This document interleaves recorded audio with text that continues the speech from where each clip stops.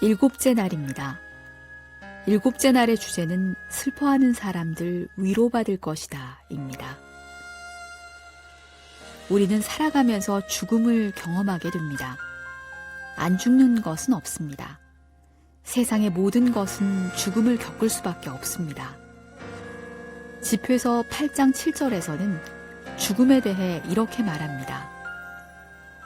우리 모두는 다 죽음을 겪을 수밖에 없음을 기억하라.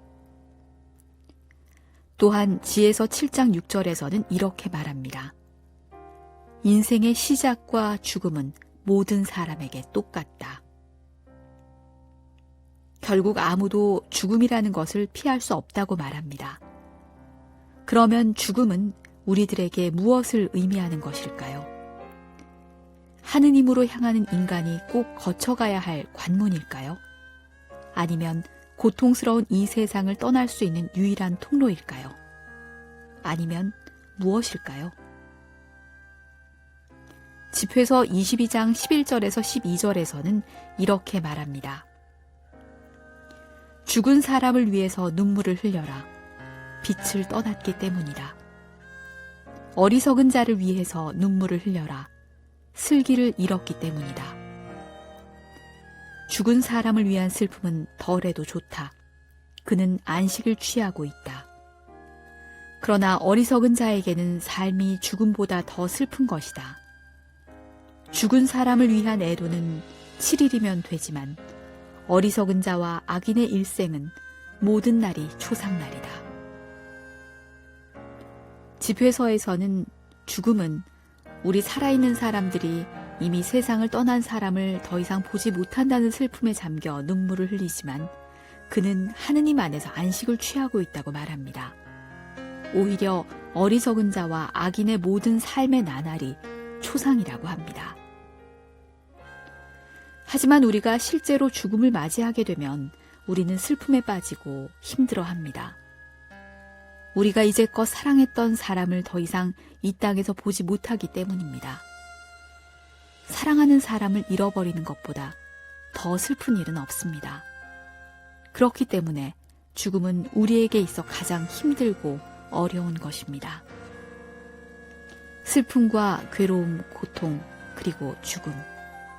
우린 이것들을 피하고 싶어 합니다. 나에게 고통의 십자가, 괴로움의 십자가, 슬픔의 십자가, 그리고 사랑하는 이의 죽음이라는 십자가가 다가오면 도망가고 싶습니다.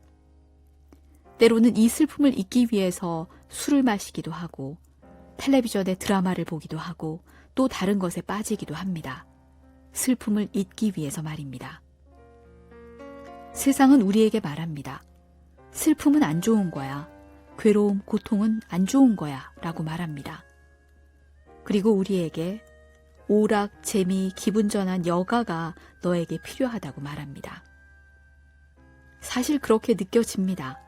여행을 가고 재미있는 그 무언가를 하면 잠시 동안은 잊기 때문입니다. 세속적인 사람은 가까이 있는 이들의 아픔, 주변에서 일어나는 슬픔 같은 문제는 외면하고 눈을 돌립니다. 지금 오락, 재미, 여가를 누리기에도 시간이 충분하지 않다고 생각합니다. 또한 세상은 슬퍼하기를 바라지 않습니다. 오히려 세상은 고통의 상황을 무시하고 이를 덮어두고 감춰버리고 받아들이기 힘든 현실, 고통스러운 상황에서 달아나는데 수많은 힘을 소모합니다. 우리는 늘 타인을 보면서 부러워합니다. 그러면서 아래를 보지 않고 위만 바라봅니다. 저 위에, 저 높은 것을 말입니다. 나는 왜 저걸 가지지 못했을까? 나는 왜 저렇게 살지 못할까? 나는 왜 저 사람들처럼 누리지 못할까? 나는 왜 저 애들처럼 우리 아이들을 키우지 못할까? 그러면서 늘 나는 왜? 라는 질문과 타인과 비교합니다. 아니, 나보다 더 높은 곳에 있다고 생각하는 타인과 비교합니다. 하지만 예수님은 인간이 아니셨지만 인간이 되길 원하셨고 그렇게 해서 우리와 똑같은 연약함과 똑같은 유혹을 받으셨습니다. 그리고 연약함과 유혹, 그리고 고난으로 순종을 배우셨습니다.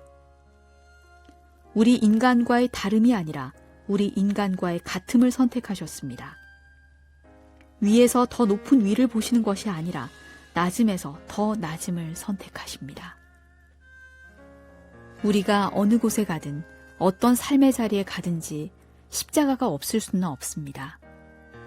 주님은 자기의 자리에서 분연히 일어나는 이들, 십자가를 달게 받고 살아가는 이들에게 말씀하십니다. 위로하여라.